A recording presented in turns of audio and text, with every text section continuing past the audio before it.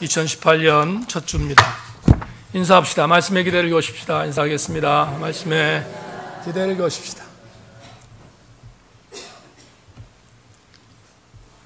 2018년 신년감사주일 여러분과 함께 나눌 예배 설교의 제목은 우리 교회의 2018년 표 성서가 증언한 믿음으로 든든히 서가는 교회라는 제목을 갖고 본문 사도행전 6장 1절로 16절까지의 말씀을 근거로 말씀의 은혜를 나누겠습니다.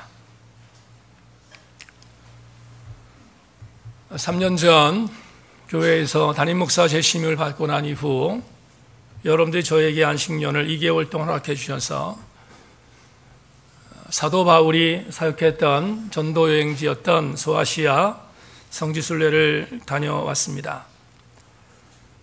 성지순례를 다녀온 과정 속에서 저에게 가장 기억이 남는 한 유적지를 소개하라면 말할 것도 없이 에베소라고 말하고 싶습니다. 에베소에 들렸을 때에 느꼈던 영적인 충격과 감동은 저에게 지금도 고스란히 남아 있습니다. 에베소 지역에 도착했을 때 에베소에 있었던 오데온이라고 하는 유적지를 방문했습니다. 오데온이라는 말은 연극장 혹은 음악당이라고 해석할 수 있는데 이탈리아의 로마에 가면 예수 믿는 사람들을 죽였던 장소였던 콜로세움과 아주 비슷한 원형 경기장 형태로 남아있는 유적입니다. 이 오데온 유적지에 들어갔을 때 제가 받았던 영적 감동은 지금 생각해도 전율하는 감동이었습니다. 왜냐하면 이 오데온은 사도행전 19장에 누가가 기록한 흔적으로 우리 성경에도 남아있기 때문입니다. 바울이 3차 전도 여행을 하는 어간 에베소 사역을 사도행전 19장에서 우리한테 보고하고 있는데 그 보고는 오늘 한국 교회를 향하여 또 우리 제천 땅을 향해서 우리 세인교회에서 이렇게 행했으면 좋겠다는 영적 감동을 주기에 충분한 혁명이었습니다. 바울이 에베소 지역을 방문하여 사역할 때 강력한 기름 부음의 역사가 있었습니다. 그러자 이 에베소 지역은 한 번도 경험해 보지 못했던 영적 혁명들이 일어났음을 누가는 사도행전 19장에서 보고하고 있습니다. 에베소의 사람들은 성령 세례를 들어본 적이 없습니다. 그리고 성령을 받아본 적도 없습니다. 그러나 바울이 에베소에 들어가서 성령을 선포하고 성령의 역사를 기름 붓듯 붓자 엄청난 일들이 벌어지기 시작했습니다. 회당에 들어가 3개월 동안 성경을 가르쳤고 그곳에서 훈련받은 사람들이 변화되기 시작했습니다. 그리고 그들을 통해서 제자들이 만들어졌고 그들을 통하여 세워진 에베소의 유명한 서원이 바로 여러분이 잘 아시는 두란노 서원입니다. 두란노 서원을 중심으로 한 제자들이 양산되기 시작했고 그곳에 수많은 예수 그리스도의 사람들이 돌아오는 역사를 감당하는 진원지가 두란노 서원이 되었습니다. 뿐만 아니라 성령의 역사는 강력하게 일어났습니다. 바울이 손수건이나 앞치마를 갖고 병든 자에게 얹으면 그 병든 자가 고침받는 역사가 나타났고 그가 춥게 하면 귀신들이 떠나가는 역사가 있었음을 사도행전은 우리한테 보고하고 있습니다. 이 과정에 더 큰 역사가 나타난 것은 에베소에 유대 출신의 마술사가 있었는데 스게와의 7 아들들이 영적으로 에베소를 흔들어 놓고 있었던 상태에 바울이 복음을 증거하여 악기가 떠나고 그리고 병자들이 일어나는 것을 보자 흥미를 느꼈던 스게와의 7 아들들이 사도 바울이 전했던 성령을 흉내내기 시작했습니다. 그러자 흉내내던 스기야의 7 아들에게 도리어 악령이 임해서 그들을 영적으로 짓눌렸다는 사실을 에베소 사람들이 보게 되었습니다. 그러자 도리어 그 광경을 봤던 에베소는 하나님의 살아계심과 성령의 능력이 편만하게 이루어지는 강력한 역사가 나타났고, 그 결과 에베소에서 우상을 섬기고 로마의 황제를 섬기던 집단적인 우상을 섬기던 사람들이 그들이 섬기고 있던 책들을 가져와서 불에 태우기 시작하는 역사가 나타났습니다. 성경은 그 책이 은 5만 어치가 되는 값어치였음을 우리에게 증언하고 있습니다. 말 그대로 엄청난 역사가 에베소에서 일어나기 시작한 것입니다. 이 정도 되면 에베소는 말 그대로 영적 변화의 진원지가 된 것을 우리는 재론할 필요가 없을 것입니다. 그런데 문제는 이 성에는 아주 오래전부터 미의 여신으로 섬기던 아르테미라고 하는 여신을 섬기는 우상 숭배가 만연해 있었던 장소였습니다. 아르테미는 아데미 여신상이라도 말하기도 하고 헬라처럼 말할 때는 비너스라고 말하는 신이기도 합니다. 이 신을 섬기는 도시의 편만한 사람들이 있었던 에베소 지역에 사도 바울이 들어와 우상은 존재하지 않습니다. 아데미 여신은 헛된 것입니다라고 외치자 수많은 사람들이 회심하기 시작했습니다. 조금 전에 말씀드렸던 것처럼 엄청난 영적 변화가 있자 아데미를 섬기던 사람들이 그리스도께로 돌아오는 광경을 그 당시 에베소에서 아데미 여신상의 신상들을 만들던 은장색 데메드리오가 보게 되었습니다. 데메드리오는 그 광경을 보고 더 이상 사도 바울을 방치하면 본인의 생계 유지가 어렵다는 사실을 알게 됐고, 에베소에 남아있는 우상 숭배자 아르테미 여신을 섬기고 있던 사람들을 부추기고 선동하여 부안해동시켜서 당시 바울의 복음을 거부하기 시작한 운동을 벌이기 시작합니다. 마침 사도 바울의 복음을 듣고 돌아왔던 가이오와 아리스토라고 하는 당시 에베소의 중요한 직책을 맡고 있었던 관원들이 회심한 것을 보고 데메드리오는 수많은 사람들을 부안해동시켜서 이들 때문에 그리고 이들이 믿고 있는 바울이 전한 이 복음 때문에 우리가 지금 죽게 되었음을 선동하는 장면이 사도행전 19장 25절로 27절에 기록되어 있습니다. 주목해 주시기를 바랍니다. 그가 그 직공들과 그러한 영업하는 자들을 모아 이르되 여러분도 알거니와 우리의 풍족한 생활이 이 생업에 있는데 이 바울이 에베소뿐만 아니라 거의 전 아시아를 통하여 수많은 사람을 권유하여 말하되 사람의 손으로 만든 것들은 신이 아니라 하니 이는 그대들도 보고 들은 것이라. 우리의 이 영업이 천하여질 위협이 있을 뿐 아니라 큰 여신 아데미의 신전도 무시당하게 되고 온 아시아와 천하가 위하는 그의 위엄도 떨어질까 하노라 하더라. 생계의 위협을 받던 데메드리오가 당시 에베소에 있었던 우상 숭배자들을 선동하는 장면입니다. 그러자 갑자기 불이 났던 아데미 여신을 섬기던 선동자들이 사도 바울을 통하여 심했던 가이오와 아리스타고를 조금 전 자막으로 보았던 오데온으로 그들을 끌어내기 시작했습니다. 수많은 사람들이 모여 있습니다. 수많은 사람들이 모여 있는 그 장소에 가이오와 아리스타고가 붙들려서 그곳에서 신문을 당하기 시작합니다. 이 이야기를 바울이 들었습니다. 바울은 가이오와 아리스타고가 고난을 당한다는 이야기를 듣고 주변에 있는 제자들이 만류함에도 불구하고 오데온으로 들어가기로 결심합니다. 오데온에 들어가서 그들의 고난에 동참하겠다는 것입니다. 결국은 성경은 들어갔는지 안 들어갔는지에 대한 부분에 대해서 누가가 정확하게 표현하고 있지 않지만 이강동 목사는 오데온에 들어간 상태에 대한 것을 확신하는 것은 그가 이전에 보여주었던 영적 성향이 충분히 그랬을 것이라고 추측하기 때문입니다. 오데온에 들어갔던 사람들은 이제 세 사람이 되었습니다. 가이오, 아리스타고, 사도 바울입니다. 이제 저는 3년 전 터키의 에베소의 오데온에 갔던 성지순례로 다시 상황을 변경시키겠습니다. 그날 여러분의 담임 목사가 그곳에서 받았던 충격은 이것입니다. 가이드가 목회자들은 오데온에 들어갈 때 오데온에 들어가는 일반 통로가 아니라 다른 특별한 통로가 있는데 그 통로로 목사님들은 오시길 바랍니다 라고 말해서 저와 다른 목회자들은 그 통로를 통하여 오데온을 들어갔습니다. 그런데 그 통로는 반지하였습니다.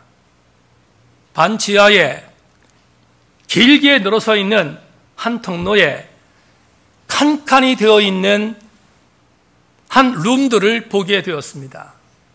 도대체 이게 뭘까? 반지하에 형성되어 있는 이 문들은 문만 열면 곧바로 오데온의 운동장과 연결되게 만들어져 있었던 통로였습니다. 가이드에게 이게 도대체 뭔가 궁금하여 묻고 싶었지만 가이드가 먼저 대답해 주었습니다. 목사님들께 이곳으로 들어오라고 한 이유가 있습니다. 지금 보시지만 이 통로에 있는 칸칸이 되어 있는 이 장소는 칸마다 굶주린 사자들이 있던 장소였습니다. 라고 알려주었습니다. 굶주린 사자들의 문을 열면 그 굶주린 사자들은 운동장에 서 있는 3명, 가이오, 아리스타고, 바울의 뼈를 부서뜨렸을 것입니다. 사도행전 19장의 기록에 의하면 순교를 당하기 직전 하나님께서 바울은 아직 에베소에서 죽어서는 안 된다는 사실을 알고 계셨고 바울을 로마의 가이사 앞에 반드시 서게 만들겠다는 하나님의 의지 때문에 당시 에베소에 유능했던 유대인 지도자 알렉산더를 들어 그 위기를 극복하게 만드는 장면이 사도행전 19장 마지막 부분에 기록되어 있습니다. 다시 말하면 드라마틱한 반전으로 하나님이 바울의 일행을 구출하신 것입니다. 여기까지 사도행전 19장에 있는 에베소의 오데온의 사건을 여러분에게 해석했습니다. 제가 주목하는 것은 이것입니다. 에베소에 들렸을 때 그 장소에서 이 목사가 받았던 충격과 감동을 소개하고 싶기 때문입니다. 목사님들께 말씀을 드립니다. 이곳은 굶주린 사자들이 있었던 장소입니다. 라고 말할 때 이런 생각이 들었습니다. 문만 열면 순교를 당하기 직전에 3사람의 심정은 어땠을까? 도대체 사도 바울이라는 인물은 이 사실을 알고 있었음에도 불구하고 동료를 구하기 위하여 오데온을 자발적으로 들어갈 수 있었던 그 담대했던 그 무언가가 무엇이길래 여기에 이렇게 서 있을 수 있었을까를 자문할 수밖에 없었습니다. 그러다가 저에게 온 충격은 이것입니다. 그날 그 질문을 던진 저에게 주님께서 이렇게 말씀으로 조명해 주셨습니다. 그래서 에베소의 기억을 잊을 수가 없습니다. 그날 저에게 들려준 제 자문에 대한 답은 하나님의 말씀이었습니다. 오직 성령이 각성해서 내게 증언하여 결박과 환난이 나를 기다린다 하시나 내가 달려갈 길과 주에서 받은 사명 곧 하나님의 은혜의 복음을 증언한 일을 마치려 하면은 나의 생명조차 조금도 귀한 것으로 여기지 아니하노라. 이 레마는 사도행전 19장에 나오는 말씀이 아닙니다. 이 레마는 사도행전 20장에 나오는 레마입니다. 밀레트 항구에서 예루살렘에 올라가려는 바울을 붙잡던 에베소 장로들의 만류를 뿌리치고 사도 바울이 말한 이 레마, 내가 예루살렘에 올라가면 환난이 기다리고 결박이 기다린다 하지만 나는 주 예수께 받은 사명, 곧 은혜의 복음을 증거하는 일을 마치려 하면은 내 생명을 조금도 귀한 것으로 여기지 않겠다는 이 레마가 에베소의 오데온에서 저에게 들렸습니다. 오늘 저는 여러분과 함께 2018년 우리 교회에 표에 걸맞는 설교를 준비했습니다. 주 예수께 받은 사명, 곧 은혜의 복음을 증거하는 일을 마치려 하면은 나의 생명을 조금 더 귀하게 여기지 않겠다고 고백했던, 저에게 오데온에서 말씀해 주셨던 그 말씀이 무엇일까요? 적어도 그 말씀은 바울이 갖고 있었던 믿음이었습니다. 바울이 갖고 있었던 성서가 증언한 믿음이었습니다. 그걸 갖고 있었기에 바울은 사자의 공격도 두려워하지 않을 수 있었던 것이 아니겠습니까? 똑같은 맥락으로 오늘 본문을 여러분과 함께 나누어야 될 것 같습니다. 1년에 딱 한 번 있는 주제절 설교의 본문 텍스트를 우리는 이미 너무 잘 알고 있지만, 그러나 오늘은 신년 감사 주일이니까 더 세밀하게 조금 더 본문을 이해해 보려고 설교를 준비했습니다. 초대교회가 부흥되었습니다. 교회가 부흥되자 초대교회 원형이라고 보는 예루살렘 초대교회는 사역을 시작하기 시작했습니다. 그것은 바로 오늘 본문에 기록되어 있는 구제와 같은 전체적인 행정적인 사역이 예루살렘 교회에서 진행됐다는 것입니다. 저는 오늘 본문에 기록되어 있는 구제 사역에 대하여 적극적으로 지지하고 싶습니다. 왜냐하면 교회가 이타적 교회로 가기 위한 중요한 요소이기 때문입니다. 더군다나 예루살렘 교회에서 구제 사역을 시작한 것은 마땅히 해야 할 일이었기에 박수를 주고 싶습니다. 꽤 괜찮은 사역이 예루살렘 교회에서 진행된 것입니다. 그런데 문제가 생겼습니다. 괜찮은 사역인데, 꼭 교회가 해야 할 사역인데 이 사역이 문제가 되었습니다. 교회에서 행하는 사역은 공평해야 되는데 공평하지 않았습니다. 본문에 기록된 1절을 여러분 다시 한번 주목해 주기를 바랍니다. 그때의 제자가 더 많아졌는데 헬라파 유대인들이 자기의 가부들이 매일의 구제에 빠짐으로 히브리파 사람을 원망하니, 여기에 기록되어 있는 제자라는 이 단어 마세테스의 번역, 이 제자는 오늘날 한국 교회에서 그냥 예의상 말하는 제자로 비교하면 여러분 곤란해집니다. 적어도 예루살렘 교회 공동체에서의 마세테스 제자는 우리가 지금 말하는 제자가 아닙니다. 이들은 전제 조건이 필요합니다. 여기에 말하는 제자는 순교자들 대상입니다. 그 정도의 강력한 믿음을 갖지 않으면 마세테스라는 단어를 쓸 수가 없었다 이 말입니다. 우리 교우들이 사우스 이스턴 웨스턴 처치의 담임 교육 목사였던 카일 아이들먼 목사가 쓴 나더펜이라는 책을 거의 다 읽었습니다. 나더펜을 읽은 우리 교우들이 이미 알지만 카일 아이들먼이 말했던 팬이 아닌 제자, 그 제자가 어느 정도의 헌신을 해야 되는지를 우리는 이미 알고 있습니다. 아마도 아이들먼이 말했던 제자, 그 제자가 오늘 1절에 기록되어 있는 제자인 것이 분명합니다. 그런데 아이러니한 일이 벌어졌습니다. 이렇게 엄청난, 정말로 기가 막힌 신앙의 강도가 있는 제자들이 모여있는 그 교회 예루살렘에서 구제 문제가 터진 것입니다. 조금 더 깊이 들어가 보십시다. 도대체 신앙이 정말로 좋았던, 여러분 썬데이 크리스천들이 모이는 교회가 아니라 정말로 순교적 사명을 갖고 있는 자들이 모였던 그 교회의 구제의 문제가 왜 터졌을까? 오늘 본문을 우리가 조금 더 깊이 들어가면 그 내용을 알게 됩니다. 예루살렘 초대교회는 크게 두 종류의 부류들이 교회 구성원으로 함께 모여 신앙생활을 하고 있었습니다.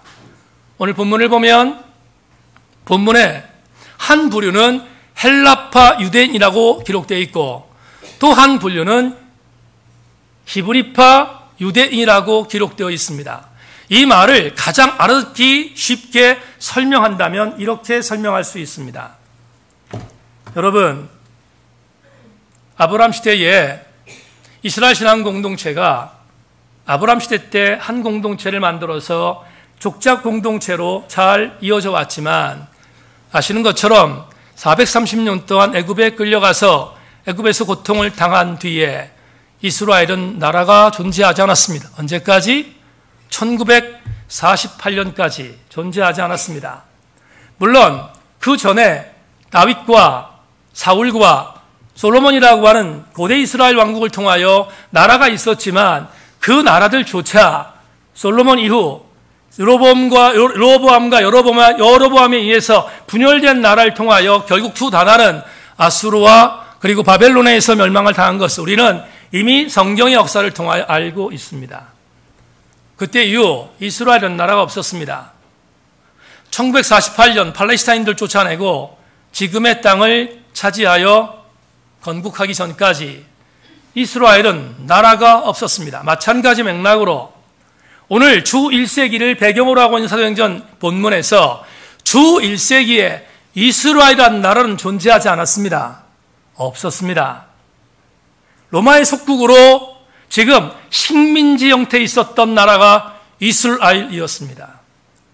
그러다 보니 나라를 빼앗긴 수많은 사람들이 떠돌아다니기 시작했고 떠돌아다녔던 그들, 유럽, 아시아 그리고 전 세계의 아프리카까지 떠돌아다니면서 그들의 삶을 정착했던 유대인들을 우리는 디아스포라 유대인이라고 말합니다.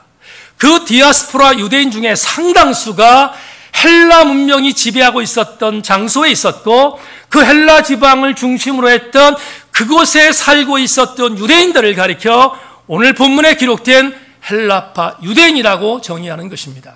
그런데 이들의 특징이 있습니다. 이들은 그들의 출신의 뿌리는 분명히 유대인이었지만 이들이 쓰던 언어는 히브리어가 아니라 헬라어였습니다. 당연한 일이지 않겠습니까? 헬라 지역에서 태어났고 헬라 지역에서 교육받았고 헬라 지역에서 헬란말을 하는 말 그대로 헬라적인 유대인들이었습니다. 그런데 그들이 예수 그리스도를 믿고 나서 팔레스타인으로 돌아온 것입니다. 돌아와서 예루살렘 초대교회에서 신앙생활을 하고 있습니다.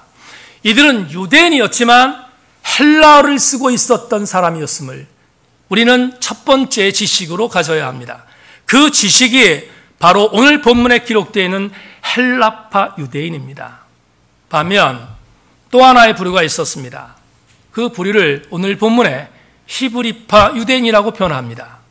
히브리파 유대인들은 나라가 없었지만 나라를 빼앗겼지만 한 번도 고국을 떠난 적이 없습니다. 고통이 있었지만 팔레스타인을 지켰던 본토백이 유대인들이 있습니다. 그들 중 여러분 잘 아시는 예수님의 12 제자들도 바로 히브리파 유대인입니다. 그렇다면 히브리파 유대인은 이런 추측이 가능합니다. 예루살렘 초대교회에서 주류는 히브리파 유대인이지 않겠습니까? 시쳇말로 그들은 터줏대감입니다. 터줏대감이 외부에서 들어온 사람들을 반가워할 리가 없습니다. 그들은 줄이었고 그들은 예루살렘 교회의 실권을 갖고 있었던 존재들입니다. 또 한 가지, 언어가 달랐습니다. 이들은 철저한 히브리파 유대인이었기에 그들의 모국어였던 히브리어를 썼습니다. 자, 이제 그림을 그립시다. 예루살렘 초대교회가 두 종류의 부류가 있다고 했습니다. 헬라어를 쓰던 헬라파 유대인이 있고 모국어인 히브리어를 쓰던 히브리파 유대인들이 있습니다. 이들이 예루살렘 교회를 구성하고 있습니다. 표면적으로 잘 나가다가 구제하다가 일이 터졌습니다. 손이 안으로 굽는다고 당시 실권을 갖고 있었던, 헤게모니를 쥐고 있었던 히브리파 유대인들과 지도자들이 매일마다 이 교회는 구제를 했는데, 왜냐하면 이 교회는 커뮤널리즘, 공동체주의 교회였기 때문에 서로 물건을 통용해서 교회에서 물건을 나눴습니다. 그러니 당연히 구제도 매일 할 수밖에 없었습니다. 그런데 히브리파 유대인들이 구제를 행할 때 매일의 구제 속에서 어느 날 헬라파 과부들을 배제한 것입니다. 헬라파 유대인들에게, 헬라파 과부들에게 구제를 놓쳐버린 것입니다. 그러자 헬라파 남성 지도자들이 일어섰습니다.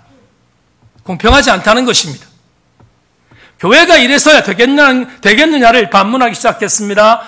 오늘 원망하다라고 하는 단어가 1절에 있습니다. 헬라파 사람들이 일어나서 히브리파 사람들이 자기들의 헬라파의 과부들을 지원하지 않는 것을 보고 원망했다, 이렇게 표현했습니다. 이 원망이라는 헬라어 단어는 빡 항의하는 것이 아닙니다. 수군수군 되는 것입니다. 당짓는 것입니다. 그래서 교회가 시끄러워지기 시작했습니다. 잘못하면 이 예루살렘 교회가 두 개의 분파로 분열될 수 있는 가능성까지 점쳐졌던 것이 오늘 본문의 배경입니다. 그런데 말입니다. 예루살렘 교회를 주목할 이유가 있습니다. 이렇게 교회가 시끄러울 수 있는 가능성이 있을 때 도대체 우리 교회가 왜 이런 문제가 생겼는가를 진단하는 사람들이 생겼습니다. 여러분, 이 구제에 대하여 문제가 생긴 것의 원인을 제공한 것은 어떤 미로 바라보면 히브리파의 지도자들이지 않습니까? 아까 얘기했던 신앙생활을 잘하고 있는 제자들이었다고요. 제자들이 본인들의 잘못을 진단하고 본인들이 자기의 잘못에 대하여 정확하게 냉철하게 비판하여 돌아서는 것이 먼저인데, 그거보다 오늘 본문을 보면 정말로 오싹하게 만드는 또 다른 진단이 하나 있습니다. 제자들이 돌이킨 게 아닙니다. 제자들이 돌이켜서 우리 지금 예루살렘 교회 이 문제가 생긴 것이 제자들의 문제가 아니라는 것을 먼저 터치한 사람들이 있습니다. 그들이 누구냐? 오늘 본문 2절을 보겠습니다. 본문 2절에 이렇게 말합니다. 12사도가 모든 제자를 불러 이르되 우리가 하나님 말씀을 제쳐놓고 접대를 일삼는 것이 마땅하지 아니하다. 제1 원인이 제자가 아니라 사도들이었음을 고발합니다. 사도들은 히브리파 사람들입니다. 히브리파 사람들이 지금 구제에 대해 문제가 생긴 이유를 구제 때문에 생겼다고 정의하지 않습니다. 본문에서 히브리파 출신의 사도들이 예루살렘 교회가 이렇게 분열의 위기까지 이유를 이렇게 판단합니다. 우리가 정신 차리지 못했기 때문이라는 것입니다. 어떻게? 지금 사도들이 제자들을 불러서 이렇게 말합니다. 예루살렘 교회에 이 문제가 생긴 이유는 구제 문제가 아니라는 것입니다. 구제 때문에 이러한 엄청난 위험이 닥쳤다고 판단하지 않았습니다. 사도들이 진단한 것은 그 구제를 우리가 맡았기 때문이라는 거예요. 그 구제를 내가 실권을 잡고 있는 우리 사도들이 이걸 놓지 않았기 때문이라는 것입니다. 그런데 놀라운 사실이 있습니다. 이걸 놓지 않으니까 또 다른 것을 놓을 수밖에 없었던 것입니다. 그게 오늘 2절에 기록되어 있는 뭡니까? 하나님의 말씀을 제쳐놓고였습니다. 하나님의 말씀을 제쳐놓을 수밖에 없었던 것은 구제를 붙들고 있었기 때문이다. 그걸 진단한 것입니다. 사도들은 정신을 차리기 시작했습니다. 우리가 문제였다는 사실을 안 것입니다. 우리가 정신 차리지 못했다는 사실을 알게 된 것입니다. 그리고 곧바로 그들은 말이 아니라 삶으로 돌이키기 시작했습니다. 그것이 뭡니까? 오늘 본문 3절을 보겠습니다. 3절에 이렇게 말합니다. 형제들아, 너희 가운데서 성령과 지혜가 충만하여 칭찬받는 사람 7을 택하라. 우리가 이 일을 그들에게 맡기고, 우리가 이 일을 그들에게 맡긴다? 부재를 그들에게 맡긴다는 것입니다. 여기 맡긴다는 단어가 왔어요. 이 단어, 맡긴다는 단어는 헬라 원어 성경을 보면 원래가 무슨 뜻이냐면 이것은 완전히 넘겨버리는 것입니다. 완전히 내 소유권을 넘기는 것입니다. 영어 성경 NIV 성경을 보면 이 맡긴다라는 카타스테소멘이라는 단어를 기가 막히게 번역했습니다. NIV 성경을 제가 읽겠습니다. 이 부분을 읽겠습니다. We will turn this responsibility over to them. 그들에게 이 모든 권한, 여기 responsibility